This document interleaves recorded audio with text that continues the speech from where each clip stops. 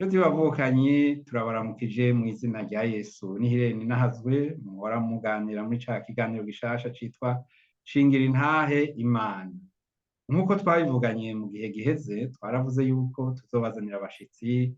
Uno munsi rero nkaba naronse umushitsi mbere tuzinanye kubera ko twigeze kugirana n'ikiganiro muzobona ngaha nyene kuri uru rubuga.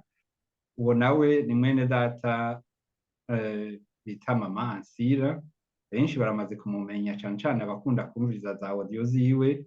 Ubu rero turi kumwe kugira ngo atubwire aduhe intahe mu bijanye n'ibihe turimwo.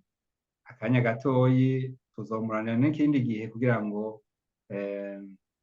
atubwire kugira ngo ntituze tuzimire. Ega nico gikuru kuko tugomba ijuru. Jewe ndarigomba, ngira nawe urarigomba. Nuko mwene data Ancille, ndanezerewe cane no kukwakira hano kuri no rubuga. Yesu aguhezagire cane, karibu urisanze duha amakuru. Umenga warimutse, byagenze gute? Murakoze cane, Yesu ashimwe. Ndabaramukije mwese, egome Pastor Irere n'abandi bene data muriko muradukurikira. Ndabaramukije mwese mu izina rya Yesu Kristo umwami wacu. Hanyuma hari ikibazo mwari mumbajije, mugabo imbere yuko tucishura nibaza ko twobanza gusenga, tubanze twihereza Imana, hanyuma Imana irongore kino kiganiro. Nca ndababwira rero, ndabishura ikibazo mumbajije cingene mubona yuko umengo noba narimutse. Yesu abahezagire cane. Sawa sawa, yego. Data turagushima izina rya Yesu Kristo kuri Imana nziza, utwemereye ko twongera kugaruka ngo tuvugane na bene data ivy'ijambo ryawe n'ivy'agakiza n'ivy'ibi bihe, kuko turi mu bihe bibi, turi mu bihe bigoye. Mugabo ijambo ryawe rikatubwira ko tukwiye kubanza guhanga amaso mw'ijuru igihe cose ibihe bizoba biriko biratwegereza. Tugumize imitima yacu kuri wewe Kristo. Turaguhaye kaze mwami Yesu, kugira ngo uvugane natwe, ukorane natwe, iki kiganiro uze kukirongora. Turakwihaye ngo abamarayika bawe na Yesu Kristo umwanagazi w'intama w'Imana uturongore mu vyo dukora no mu vyo tuvuga. Ntituvuge ivy'iwacu twigeneye, ariko tuvuge ivyawe kandi bigire umumaro no kuba twumva. Mw'izina rya Yesu Kristo umwami wacu niho dusenze, dushima, dukenguruka. Amen. Yesu ashimwe rero bene data, nk'uko mwavyumvise nitwa madamu Barutwanayo Ancille. Hanyuma hari ikibazo umukozi w'Imana yarambajije ati ko mbona umengo bisa nuko wimutse. Maze iminsi nsubiye kw'ishure ndi Arusha, ahandi ndi mu cumba c'ihoteli ca Arusha aho nsanzwe niga, kuko hari ivyigwa vy'urudandazwa mpuzamakungu ntari bwarangize neza. Rero inyuma y'umwaka urenga hafi n'amezi 8 nagiye mbona ishure rintumako kugira ngo nshobore kugaruka nze kurangiza ivyo vyigwa. Nivyo ndimwo rero, nkaba nsigaje imisi mikeya kugira ngo ndabiheze. Niyo mpamvu rero mumbona ndi ngaha muri iki gihugu ca Tanzania Arusha, ni muri iyo mvo. Yego.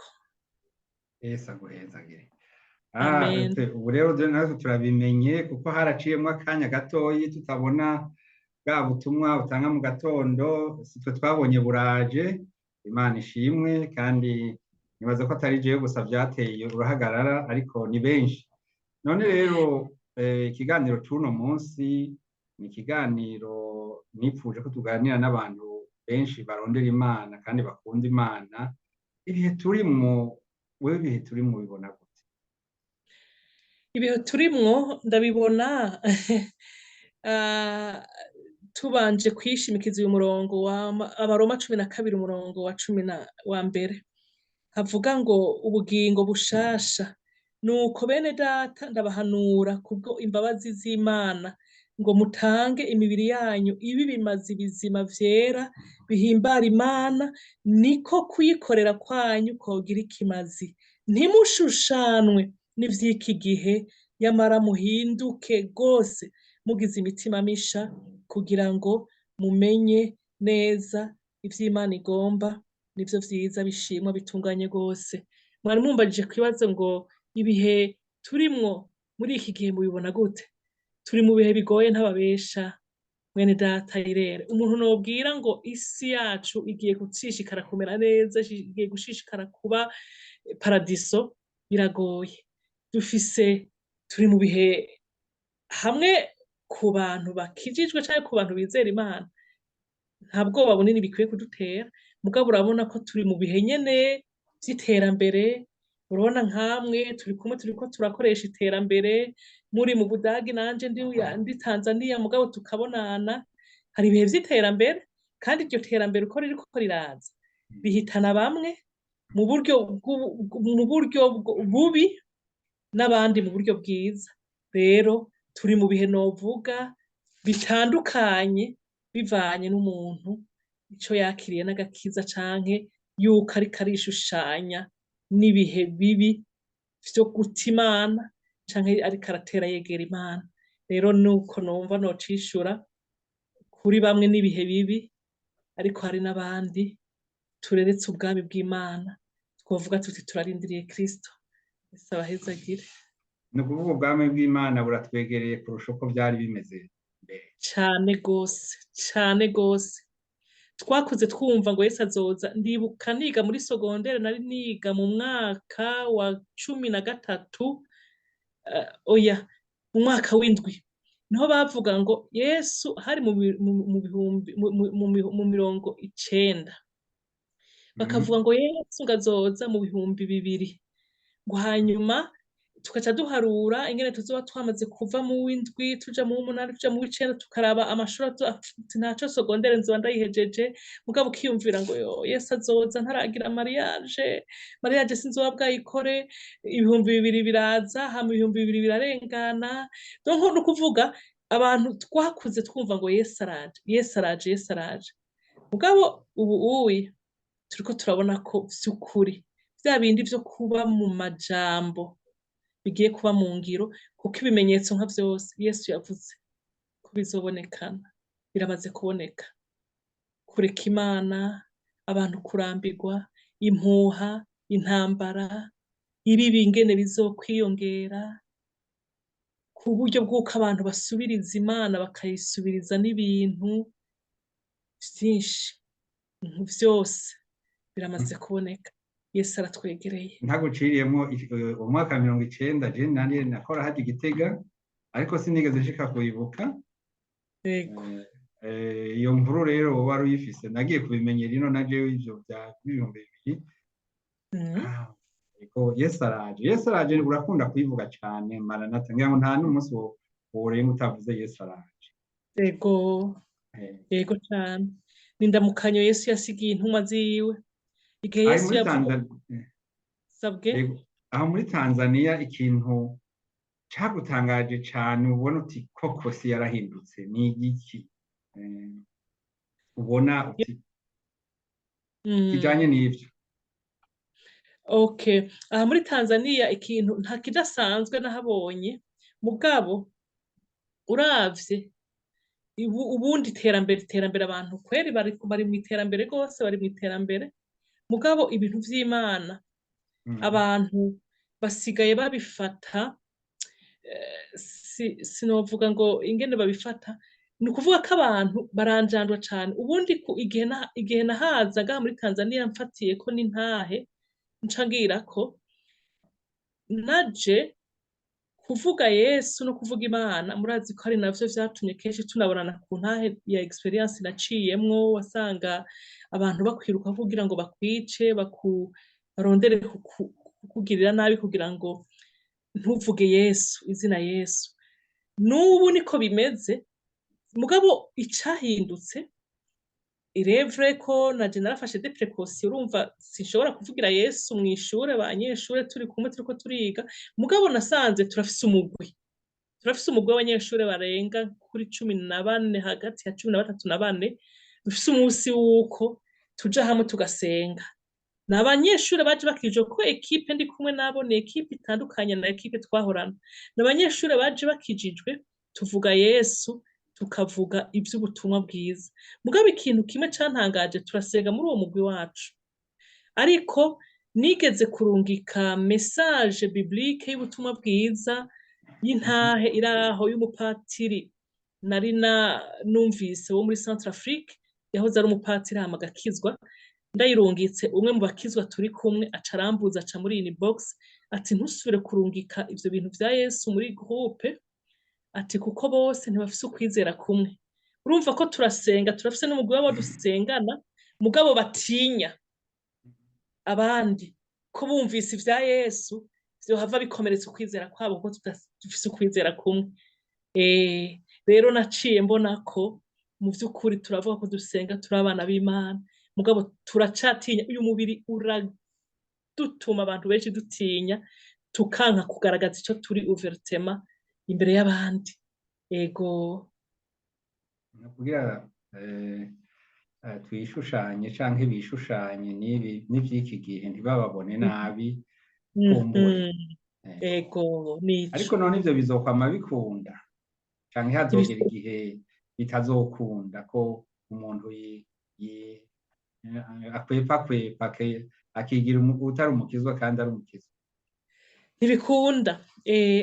Ubu turiko turinjira mu gihe c'uko haba ukuvangura umuntu akemanga Yesu ku mugaragaro, kuko kuva ico gihe nk'akarorero ntanzi iyo message, ubu bose baranzi ko ndi umukizwa mw'ishure, bose baranzi, uretse ko nabo tudasangiye ukwizera ntawubahuka kuntumbera ngo ambuze ambwire, mugabo baciye babimenya yuko ndi umukizwa. Ubu banyita ngo pasteur Maman Ancille, pasteur Maman Ancille, ça va pasteur Maman Ancille, urakomeye. Ariko hazogera igihe umuntu ahitamwo, soit uhitemo kwemanga Yesu ko umukunda neza atari ivy'uburyarya, canke umuntu ahitemo nyene gupfa canke ko bamwica canke bamubuza uburenganzira kanaka. Ni ivyo turiko turinjiramwo, kuko jewe uko ndabibona mu misi iri imbere hari ibintu abana b'Imana b'ukuri bimwe na bimwe batazoba bemerewe, soit cangwa tuzohitamwo kwishushanya n'ivyo ab'iki gihe, canke duhitemwo kwimwa uburenganzira bw'ibintu bimwe bimwe, kuko nawe na Yesu yarabivuze ati umuntu agomba gukunda ubugingo bwiwe azobubura, mugabo buzobureka ku bwanje azoburonka. Ego uzoreka ubugingo wewe ariko nibaza ko hari ibintu byinshi abantu baba bakurikira, none ni kubera iki batobabara? Mbega kera ijembe Makamba baravuga ngo umwanya ruguca impaka ari Makamba. Igituma twihuta ni iki? Twihuta mu buryo buki kugira tubwire abantu Yesu, kugira ngo dufate ikibanza tuvuge tuti duhisemwo Yesu bunyene, twiyerekane ko turi bakizwa, twirure n'igiki? Nivyo igituma twihuta nuko igihe cegereje nyene, kandi Yesu yavuze ngo uzotinya kunshingira intahe imbere y'abantu, nanje nzotinya kumushingira intahe imbere ya Data n'abamarayika. Ego dusomye ngaha mu Baheburayo, ndakwereka ikindi kintu gituma dushobora kwihuta kugira ngo twemeze abantu. Abaheburayo igice ca 11 duhereye ngaha kuri uyu murongo wa 13, kubabaye abahize kwizera. Turiko dukurikira amakanda y'abatwitangiye imbere, ntitutanguye ubu, baremangira Yesu kandi bari mwihamwa, bavuga ngo ariko twege ubu turacaye no mu mahoro, mbere ubu ntawe uvuga Yesu ngo bamwiruke, ko ubu turavuga Yesu mu bihugu tukiri ngaha muri ibi bihugu vyo muri Afrika, turavuga Yesu, turasenga ku mugaragaro. Mugabo intumwa za kera hari n'abasenga binyegeje bakahamwa bakicwa, ariko bakemangira Yesu, kuko Yesu bari barabonye, yari yarabasezeraniye ibintu vy'agaciro bisumba agaciro ibintu tuzi mw'isi vyiza vyose bihari.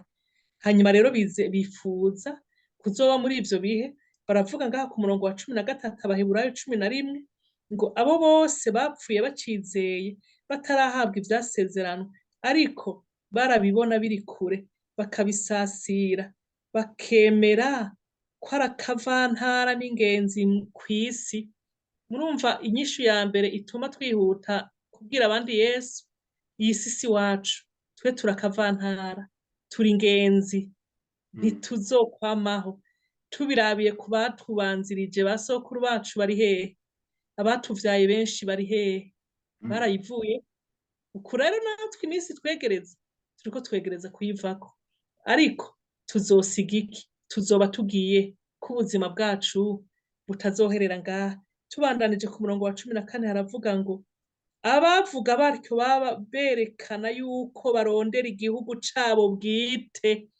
Turafise igihugu cacu bwite. Igihugu cacu ntabwo ari Alemanye, ntabwo ari Tanzania, ntabwo ari Burundi, ntabwo ari Amerika, ntabwo ari Kongo. Hari igihugu tubikiwe kandi igihugu cacu bwite. Ngo iyo baba barakumbuye ico bavuyemwo, baba barabonye uburyo bwo gusubirayo. Ariko noneho barifuza igihugu kirushije ico kuba ciza, nico mw'ijuru, nico gituma Imana itamaramazwa no kwitwa Imana yabo, kuko yabateguriye igisagara. Rero hari igihugu ciza turiko turifuza. Mwigeze kumbaza ngo ikidasanzwe wabonye muri Tanzania? Nagendeye mw'ishengero, hari ishengero nsengeramwo, ishengero rimwe nsengeramo ry'abakizwa ngaha muri Tanzania nyene. Mugabo muravye nka mushinga ntaye irere, abantu b'abakobwa n'abadame cane cane ingene baza bambaye, abantu bakambara amamini, ingene baza bikoze ku mibiri yabo. Hariho nabo nabonye bambara amashenete ku maguru, amaguru yose abiri, ubona ko nyene bariko ari vy'iki gihe. Ukiyumvira ati none uyu muntu yambaye gutyo, ameze uko, ashobora kuzura nk'umuyera gute? Kandi n'amashengero usanga yuzuye, arimwo abantu benshi, arimwo abantu batunze bameze neza, ivy'umubiri kweri babifise. Mugabo kuko twebwe twatahuye ko iyi si atari wacu, hari igihugu turindiriye. Nico gituma hari ibintu vyinshi usanga twiyima mu buryo bw'umubiri bigaragara, atari uko bitari bitubereye ko twobikora kugira ngo natwe dushaze tumere nk'abandi. Ariko si kuca tukuvuga ngo tuca twifata nabi nk'ivyatsi. Oya, turakora ibishoboka mugabo kandi bihesha Imana icubahiro, kuko hari igihugu twumvise. Rero niyo mpamvu turiko turihuta kugishikira. Ababera baravyihutisha. Yesu igihe agenda abwiye abigisha ngo nzogaruka uko umunye ngiye niko nzogaruka kubajana, bari bazi ngo ejo buca bazi, mugabo barinda bataha ngo bataranabihabwa, mugabo ngo bavyizigiye, ngo kandi batanafise n'ivyizigiro canke badafise n'umunoho wo gusubira mu vyo bahevye, kuko ngo bari bona ngo ico gihugu bagomba kugishikira. Natwe turakumbuye ico gihugu co mw'ijuru, ico gihugu ciza c'abera, ata mubabaro, ata magorwa, ata ngwara, ata nzara, ata bukene, ata kwirukanwa mu kazi, ata gatotezo, ata kurenganwa n'utwawe utugura bakatugutsinda ko bakakurenganya. Nico gituma twihuta kubwira abantu ngo tujaneyo kugira ngo tuze tubone ico gihugu. Yesu niyaza ntituca tuvuga ngo twiyahure ngo tuce tugishikamo. Oya, iminsi yatugeneye n'imisi yagenye, niyagera azasange twarakoze ivyo twategereza gukora. Urakoze. Nyibukije ijambo nigeze gusoma muri Yobu kera, mbona ko abakera bari bafise ibintu bidatomoye neza. Nko muri Yobu 14:14 yavuga ngo umuntu ntiyapfa mbega azosubira kubaho, no kwihanganira iminsi y'intambara yanje yose, nkarorera igihe canje co kurekurwa. Ico gihe bo bari bafise, ahubwo byaranantangaje, bari bafise ukwizera. Ariko umwami Yesu hari ibindi bintu yatuzaniye kutubwira byatumye tumenya neza iyo turiko turaje. Ndanezewe no kumva ivyo bishinga nahe vyaho muri Tanzania nino.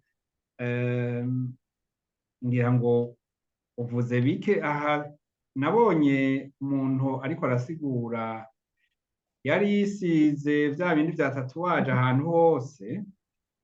Umwana wanje arambwira ati oya n'umupasiteri akomeye, birya none ati papa. Ubu rero vyo babibona nk'ibisanzwe. Maze kubona abantu bakorera Imana basivye imishatsi,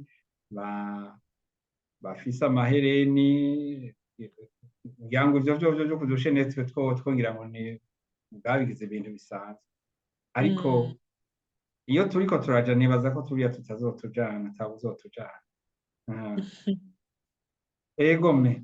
Nigeze kuganira ntabaciriye n'umuntu umwe ndababwira ati none ivyo umuntu akunda kiri mw'isi kubereka apfuye batabimujana, urabona nk'abarya bakunda gushiramwo amameshe, bakunda gusiga iminwa, bagasiga inzara, ati je nari nzi ko no mw'isandugu yapfuye boca babimukorera, ati ko yabikunze akiriho, ko yabikunze akigendagenda, ati ntibabimwambike n'ubu yemwe bamusigira inzara bamusigira inzara yagiye.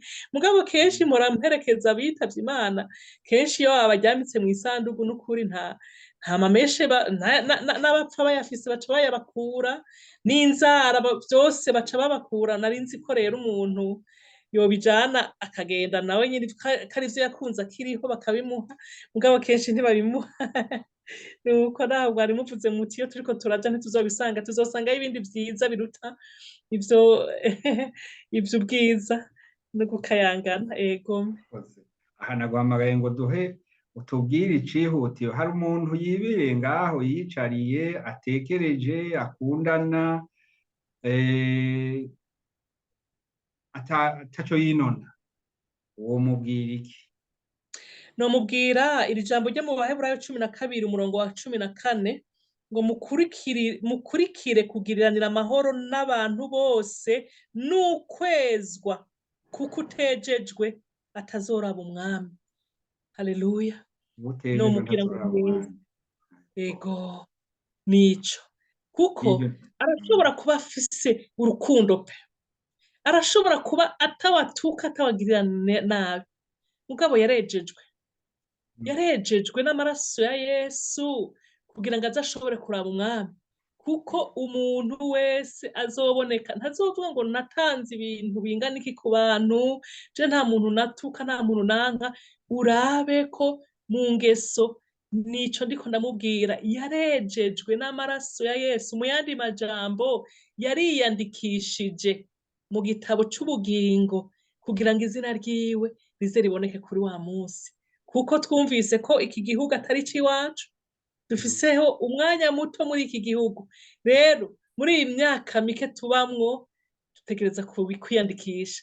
Namusaba uwo muntu rero, uwo mwana mwiza atiba, atica, adasambana, atagira nte, yiyandikishe mu gitabo c'ubugingo yezwe. Ese abahezagire. No kwiyandikisha rero, none nk'umuntu agomba kuza kwiga tuvuge muri universite y'Ibone ateza kwiyandikisha. None ugomba kuzoja aho hantu yiyandikisha hehe, bigenda gute? Muri icete ca mbere ca Yohana, mu icete ca mbere ca Yohana igice ca mbere turasoma guhera ku murongo wa 5 turageza ku murongo w'9, acabona ingene biyandikisha. Ego reka ndagufashe tuhasome. Egome. Ubu nibwo butumwa twumvise bwavuye kuri we, tukababwira yuko Imana ari umuco, kandi muri yo hatagira umwiza na mukeya. Tuvuze yuko dufatanije nayo tukagendera mu mwiza, kuba ari ukubesha, ntituba dukora ivy'ukuri. Ariko tugendeye mu muco nk'uko nayo iri umuco, tuba dufatanije ubwacu, kandi amaraso ya Yesu umwana wayo atwoza icaha cose. Ego 8 n'umurongo w'9. Tuvuze yuko atacaha dufise, tuba twizimiza, ukuri ni kuba kuri muri twebwe. Nitwatura ibyaha vyacu, niyo yo kwizigirwa kandi igororoka. Ivyo nivyo bituma iduharira ibyaha vyacu, ikatwoza ubugabitanya bwose. Yego, murumva abantu bama bigira kari beza, jewe nta caha mfite, jewe ntawe nica cawe. Waratuye ibyaha ngo tuvuze ko atacaha dufise, kugira ngo dufatiye ku vyo tubona rero ngo tuba twizimiza. Mugabo ngo tugendera hehe? Ngo ubu bugingo twarabwumvise, ngo tukabubabwira kuko Imana ari umuco, kandi yo muri we hatagira umwiza na mukeya, tuvuze yuko dufatanije nayo tukagendera mu mwiza, kuba ari ukubesha, ntituba dukora ivy'ukuri, ngo ariko tugendeye mu muco nk'uko nayo iri mu muco, tuba dufatanije ubwacu, kandi amaraso ya Yesu umwana wayo atwoza icaha cose. Hari abandi baciye mu yandi mazina, hari abandi bavuga bati twege dusenga ibi, dusenga aba, duca kuri aba n'aba n'aba, mugabo nta bundi burenganzira canke icitonderwa, dusabwa kwezwa mu maraso ya Yesu Kristo. Uko kwezwa muri ayo maraso ya Yesu Kristo naho twabibonye ku murongo w'9, twatura ivyaha. Umurongo w'8 tubanza kwemera ko turi abanyavyaha, ko twacumuye, ko twagendeye mu mwiza, tugasaba rero uwo muco wa Yesu kugira ngo turasire biciye mu kwatura ivyaha, tukavuga ivyaha vyacu twakoze tumaze kuvyatura, tukaca rero itweza, ikatugira abana bayo, tukaba twiyandikishije mu gitabo c'abana bayo muri iryo shure rya Kristo. Hanyuma ibikurikira inyuma y'uko kwiyandikisha, dutangura kugira nte, dutangura gusa na Yesu, dutangura kugenda nk'uko Yesu yagenda. Ntushobora kumbwira ngo uri mw'ishure universite kanaka mugabo ntukurikiza amategeko yo muri kaminuza, reglement d'ordre intérieur kaminuza yashinze. Nivyo mwatanzemo akarorero. Rero abana b'Imana benshi tuvuga ngo turakijijwe, twariyandikishije, twarizeye Yesu, mugabo ubuzima tubayemwo bukaba ubuzima bunyuranye n'ivyo abantu batuzi yuko turabakizwa. Rero mu rurimi rw'igifaransa niho bakunda kuvuga ngo iyo uhuye na Yesu tugira une vie de changement, changement en comportement, tugira ubuzima buhindutse mu nyifato, mu ngiro, mu ngendo, ivyo dukora, amafrequence, ivyo dukunda, ivyo turya, aho tugendera, abagenzi, vyose birahinduka. Tugasa na Yesu, tukiga kugenda twishushanya nk'uko Yesu yagenda. Ukaraba ikintu cose ugomba gukora, utiga ikintu yoba ari Yesu ari ngaha, iki kintu yogikora. Niwabona yuko naho co ari ikintu kikuzanira inyungu y'uburyo bw'umubiri, mugabo Yesu atogikora, kinyuranye n'ishure rya Yesu Kristo ryo kumwubaha no kugendana nawe, tukakireka, ni uko rero kuzoba kutumye twiyandikisha kugira ngo tube muri uwo mugabane w'abazosangira nawe. Amen. Urakoze. Aho ugeze hose ugenda uravuga ngo Yesu araje, none ntaba arakubaza atageze he? Ego barabimbaza kenshi nyene, bakambwira bati none aho twumviye ati ageze hehe? Oya, ndamubwira ati Yesu buriya ari mu mutima wawe kandi ari mu mutima wanje, ahari hose. Urazi ko Yesu ashobora kuza ku muntu w'igiti ciwe, nubwo Yesu ashobora kuza ku muntu muri rusange, umunsi azoza uwo munsi tutazi, niyo tariki n'uwo mwaka tutazi, ko ari imyaka 10, 20, 30, imyaka 100 isigaye, mugabo ico bikora coco imyaka tumaze ntabwo ari isigaye ataraza, kuko ataranaza wewe kuza kudutwara twese, ukuza ku muntu umwe ari we wese kurashobora gushika. Nkunda gutanga akarorero, hari umuvyeyi twaganiriye haciye nk'amezi 2 tuganiriye kw'ico kintu. Uwo mumama niwe yambariye, arambwira akarorero k'umusore biganye, ico gihe yaraza ari umugabo, yaragize mariage, hama akaba yaheruka uwo mumama atarakizwa. Urumva basomana uko bashatse, urabona abantu batarakizwa nyene nta barriere, nta mafre, nta kibagera, nyene akora ico ashaka, ikimujemo cose aca gikora, aca agendana naco. Hanyuma uwo munsi bahura n'uwo mugabo, aca aramubwira ati nsubira umpa akabizu shana, nenda gukumbuye, urabona tukiri abanyeshuri, urabona ko twahana utubizu n'iki. Niho uwo mumama yaca amubwira atoya, ati sinkiri wa wundi wa kera jewe wahora uzi, ati narakijijwe, narahuye na Yesu, ati narakiriye umwami Yesu, kandi ivyo navyo mu vyo Yesu yanka ntibikunda, sinshobora kugusoma kuko we nturi umugabo wanje. Hanyuma ngo uwo mugabo, uwo mumama acabwira uwo mugabo ati ahubwo nawe nari ngomba ndagusabe wihute, ati ni umumama yama yumviriza izingiro zanje, ati Yesu ari hafi, ati zere Yesu nawe nimba utaramwizera umwakira. Hanyuma ngo uwo mumama, uwo musore uwo mugabo acaramubwira ati sha je nukuri ati nta kayeri je noheba nukuri je guheba mu kabare atoya ati ivyo vyanyu vya Yesu muragumya erega niho ngo haca indwi imwe ngaza abona uwo mupapa bamwafishije kuri statut ya YouTube statut ya WhatsApp murabona ko kuntu bandika ko rest in peace bavuga ko yapfuye uwo mumama ngo yarahababutse aravuga ati yo ati nariko ndamubwira ati ntuzi umunsi wawe ntuzi isaha yawe ntuzi ati Yesu araje ati none raba igihe ciwe c'umuhero kirageze mbega mana yarafashe minenegwe y'amajambo namubwira canke yararose ukazi arayiyumvira ko mu nyuma arihana rero abantu bavuga ngo hageze he ukuza k'umwami Yesu kurashobora kuza ku muntu wari we wese umwanya wari wo wose kandi ntibifatira ku myaka ntibifatira kuvuga ngo hagenda uwukuze canke uwushaje oya bavuga ngo hagenda uwugeze hagenda uwugeze ntihagenda uwukuze rero ukuza k'umwami Yesu kuri hafi nama ndababwira ngo gendana ubwami bw'Imana aho uri hose n'ivyo uriko urakora vyose ntuhagarike kwiga numba uri munyeshuri ntuhagarike akazi nimba uri umukozi wa leta canke ukorera societe canke wikorera bandanya ibikorwa urimwo mugaba impwemu yawe iguma yubaha Imana uguma uri connecte n'ubwami bw'Imana umwanya wari wose Yesu ashobora kugaruka ku giti cawe ubwawe canke ku giti ca rusangi inzamba y'Imana ikavuga yego ico nibutse wigeze kuvuga mu masengesho canke mu miga yo mu gatondo ngo wararose ngo ubone umwami ngo aje ngo umuntu afise ibitoki ngo ace ivyeze n'ibiteze urayibuka ngo woyitubwira ngaha kuko ndibaza ko batwumviriza batayizi ariko jewe yarampamuye sinobesha yegome nabona ni indoto nagize mbona umuntu aje ari mu murima ariko aca ibitoki yari yaje gusarura ibitoki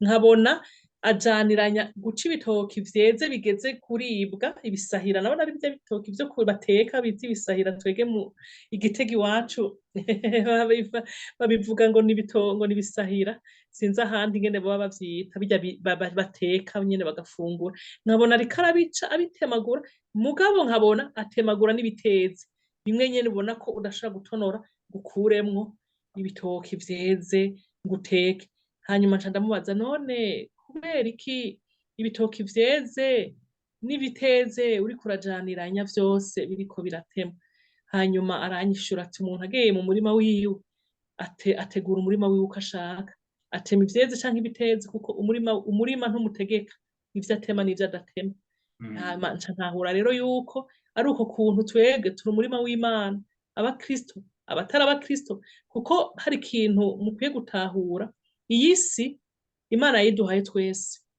iyi si yayihaye abapagani abantu twita ngo n'abapagani canke abatizera Yesu iyiha n'abizera Yesu iyi si tuyemerewe kuyibamo twese turayemereye kuyivyariramwo turayemereye kuyikoreramo ibikorwa turayemereye kuyikoreramo amaproje yose dushobora gukora baba abapagani baba n'abakirisu nico gituma usanga abapagani baduga n'ivyabo bigatera imbere n'abakirisu nabo nyene bigatera imbere canke bikanahomba kuko twese twemerewe kuyibamo kandi rafise ama principe yo kugira tuyibemo mugabo ijuru niryo tutemerewe kuzobamo twese rero nico gituma igihe hageze ko iminsi Imana yageneye umuntu mw'isi ihera Imana iraza ikimbura yarakijijwe atakijijwe ni ukuvuga ari igitoki ceze canke kiteze urupfu nta numwe rusimba hageze ruraza mugabo inkurikizi iyo umuntu agiye iyo minsi yiwe yagenewe kubaho mw'isi iheze agiye gute agiye hehe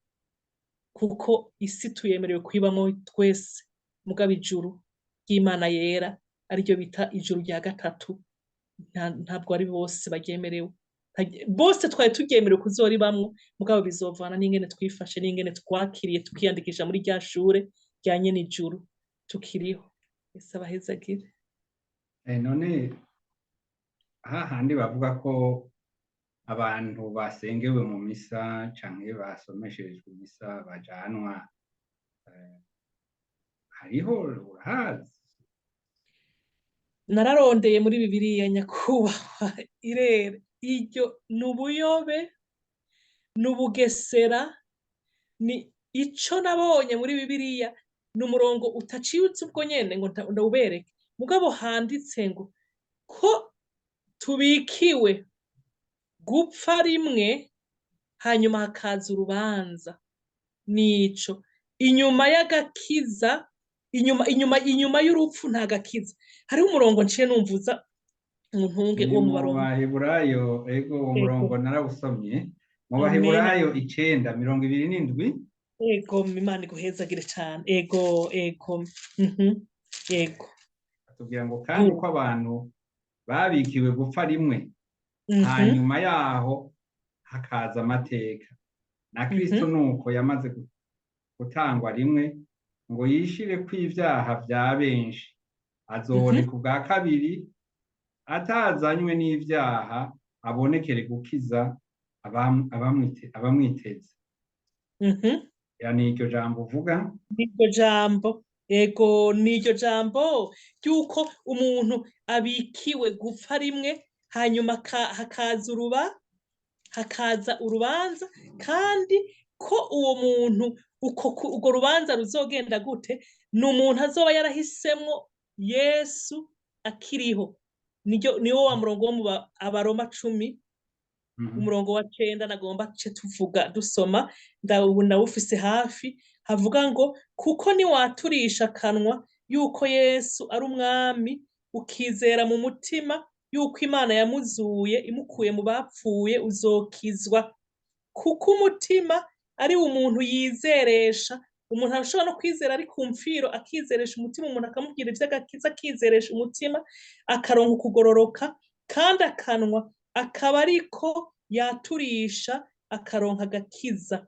Egome rero niryo jambo nagomba tuvuge, ni umuntu yizeresha umutima, hanyuma gishobora kuvuga akizeresha ni akanwa, akatura ko Yesu ari umukiza, hanyuma akacaronka agakiza. None uwo muntu nyakubahwa irere azoba yapfuye atakivuga, atacumva, atagifise umutima wo kwizera, umuntu azoja kumusengera gute yaranse Imana imyaka yiwe yose y'ubuzima? Ahubwo n'Imana yobirenganya. Umuntu yokwanka Imana imyaka yiwe y'ubuzima bwiwe bwose, bagahengera yapfuye atakivuga, atacumva, atakibona, akaba ariho babwira Imana ngo reka dusabire Imana ngo Imana ishobore kumwakira. Burya n'ubuyobe, n'ubuzimire, n'abavyizera baragowe. Imana urakoze. ibatabare. Umwanya wo twategekanije kugira ngo tuganire usa n'uriko uraturega, ariko nagomba ugende ntiwomvana ngaha ko hari abantu bavuga ati jewe ivyo nacumuye ni vyinshi, none ashobora guharigwa. Abantu bose barashobora guharigwa, ivyaha byose birashobora guharigwa, bizogenda gute? Kuko hari abantu kumbure n'uyu munsi babishaka, ariko bakavuga ati ya ba bantu nanigagura vya bindi niba ka bwa bwana nahumira n'ibintu vyinshi, ivyo byose barashobora kubiharigwa rwose. Muri Yohana 3:16 haravuga ngo kuko urukundo Imana yakunze abari mu isi ariko rwatumye itanga umwana wayo w'ikinege, ngo umwizera wese ntazapfe rubi ariko ahabwe ubugingo budashira. Niyo condition. Ivyaha uko bingana vyose, ahandi havuga ngo naho ivyaha vyawe vyotukura tukutuku, naho waba warisha abantu benshi, naho waba warasambanye n'abantu benshi, kandi tubiravye nk'abantu bose Imana yagikoresha. Pawulo nk'akarorero, Pawulo ari Sawuli, yari umwicanyi. Sawuli yarica n'abana b'Imana rwose, mugabo amaze guhura na Yesu ivyaha vyose. Pawulo uriko urasoma muri birya vyete vyiwe hagera n'igihe havuga ngo jewe mu ntuma nari nkwiye kuwo hasi cane, ati kuko nari narakoze ibintu bibi cane, mugabo Kristo aramurikira. Ni ukuvuga iki? Umuntu Satani yokwigubana ati ivyaha vyiwe vyarabaye umurengera, ntibigishobora guharigwa. Ekada, haracari ivyizigiro wizeye uwo mwami Yesu, ngo urukundo Imana yakunze abari mu isi, ntiyakunze aya madirisha, ntiyakunze iyi televiziyo turiko turavugirako, ntiyakunze ibi biti, ntiyakunze izi ntebe, yakunze umwana w'umuntu. Uwo mwana w'umuntu rero Yesu yavuze ngo naje kurondera icari cazimiye. Ni ukuvuga ko kwizera Yesu gusa biguha uburenganzira bwo kwitwa umwana w'Imana, hanyuma ivyo vyaha ukavyatura ukavyihana. Umaze kwihana ibyaha biraharirwa vyose. Yesu abahezagire. urakoze. Uve ngaho twemereye ko nitwakwikora ko uzoboneka, kuko ndazi ko hari abasigaranye inyota n'uno munsi. Yego. Ico nipfuza nuko uri ngaha reka dusenge duhamagarira n'abagomba kwihana Mm. ibyaha byabo kuko birashoboka, kuko Yego. nk'uko watubwiye uwo muntu yitavye Imana atari abigabiye kandi nta kintu camugaragariza ko agiye kuva mu mubiri, ariko Oya. ngo vyarihuse. Egome, ijambo ni iryawe. Murakoze. Reka dusabe abantu bamaze kumva ubutumwa bwiza, twasomye n'imirongo myinshi, burya mpwemu yera ndamukunda cane. Iyi mirongo yose nta nubwo nari nayiteguye kuko sinari nzi neza ico tuvuga ko n'ibibazo mumbaza, mugabo nagumye numva iyi mirongo iza. Nico gituma nariko nkangurira abantu, umuntu amaze kwihana akavuka aca agira umwete wo gusoma ijambo ry'Imana, kuko ijambo wabitse mu mutima rishobora kugufasha no kukurokora mu gihe kanaka. Nagira nsabe rero umuntu wese yumvise ko igihe kiriko kirihuta, umunsi wo kuza kwa Yesu uregereje, ntituzi umunsi ngo ni ryari. Uwo kubwira ngo itariki akakubwira umwaka azoba akubesha, mugabo twama turiho twiteguye nk'abazopfa ejo kugira ngo dushobore gukora nk'abazopfa ejo, mugabo tukabwira abandi kugira ngo biyeze bakizwe. Rero kano kanya nagira nsabe mu bantu bariko baradukurikira, hari umuntu yoba agomba kwakira Yesu, tugomba dusenge, hanyuma iryo jambo urisubiremo uvuga uti: Mwami Yesu, natahuye yuko igihe canje mw'isi kiri limite cankwa gifise umwanya muto.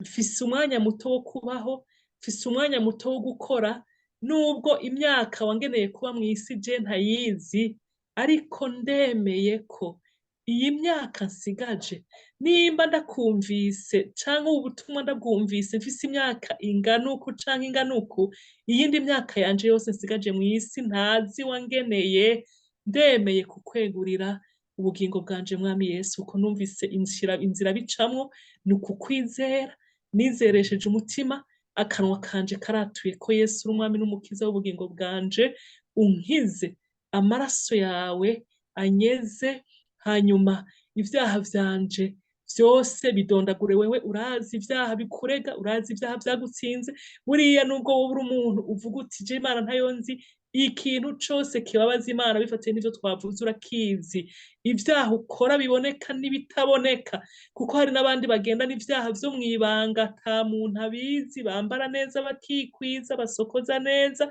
basa neza, mugabo ugasanga hari ivyaha banyegeje biri mu mutima ata wundi abizi atari Imana hamwe nawe nyene. Rero nashaka nsabe ngo abo bantu bose bavuga bati Yesu, na vya vyaha vyo mw'ibanga ata wari abizi, ubidondagure, ubwire Yesu uti: Mwami Yesu mbabarira, reka nanje ndabasengere kugira ngo ndabarongore muri iryo sengesho ryo kwakira Yesu nk'umwami n'umukiza. Databuja Mwami Yesu Kristo, turi imbere yawe, duhejeje kumva ijambo ryawe, kandi ijambo ritwereka ko twimirije ukugaruka k'umwami wacu Yesu kuri hafi, igihe kitwegereye mbere kurusha uko vyahora. Hari ibintu vyinshi bitugaragariza ko ibimenyetso bimaze kuboneka, ariko hari abantu bamaze kwakira ubutumwa bakizera, bakagomba ko Kristo Yesu aharira ivyaha vyabo. Abo bariko barakudondagurira ivyaha vyabatsinze n'ivyabagoye n'ivyabababaje, hari n'abandi banse guharira, hari n'abandi bagize ivyaha bimwe bakabigira ibanga. Ivyo vyose bariko barakubwira Yesu, harira abantu bawe batwumvirije muri iki kiganiro, amaraso yawe wavuye ku musaraba yeze ivyaha. N'abari mu buzimire bw'amadini n'ubuyobe, bababwira ngo inyuma y'agakiza bazogusomera imisa ngo hanyuma ukizwe, ndasenze ngo batahure ukuri kwawe kubashikeko, ubamurikishirize mu nyonga hawe ko guhitamwo Yesu ari uyu munsi nyene umuntu ariko aravuga, ari uyu munsi nyene umuntu ariko aragendagenda acumva, hanyuma abantu bawe bahitemwo Yesu. Urakoze ku bantu bahaye agakiza, kandi tuzobonana no mu bwami bwawe barashitse. Turabigushimiye mu izina rya Yesu Kristo umwami wacu, amen. Amen, amen. Urakoze cyane bene data, mwamwiboneye mwene data Ancille Barutwanayo. Yewe sinzi igihe aryama, kuko nama mbona amawodiyo umwanya wose. Ngira ngo musanzwe mufise ingene mushobora kumushikira, canke murashobora kunca ko abokenera ko uzoganira nawe ku vy'inzira y'agakiza.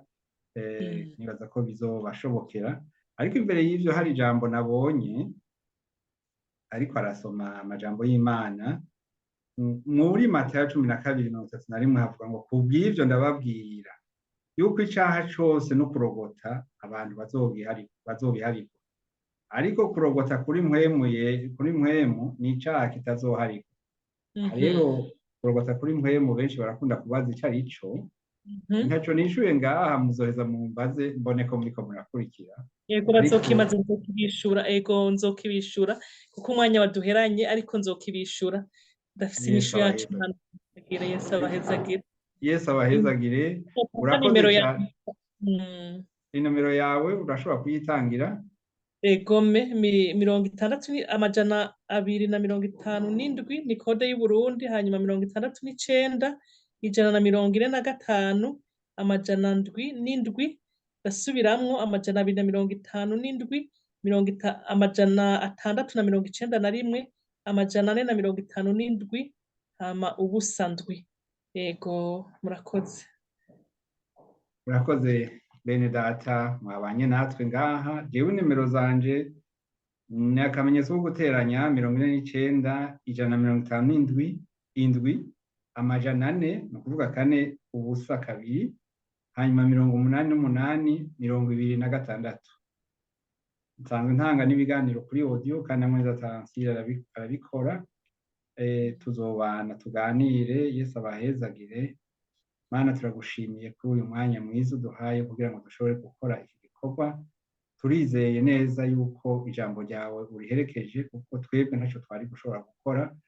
Umusabyi wawe yaravuze ati Mana turagusabye nitwatura akanwa, nitwavuga ijambo ryawe uriherekeze n'ibitangaza n'ibimenyetso. Tuboneyeho n'akaryo ko gusabira aba badukurikiye, abari bafise ugukekeranya, abagwaye n'abandi bari mu bibazo binyuranye, maze ngo ubibuke uyu munsi, baze bawibuke bavuge bati ni wa munsi twasengerwa muri ubu buhinga bwa none, kuko we nta kikunanira. Tubisabye mu izina rimwe ryatanzwe, izina rya Yesu Kristo umukiza wacu, amen. Urakoze rero ndikebanuye, ubwo tuzosubira tukurya kara. Turamukirize abantu baho muri Tanzania. Yego murakoze cyane, ndabaramutsa abanyeshuri turi kumwe n'abandi bene data, nyine hari abandi bene data turi kumwe banyakiriye. Yego.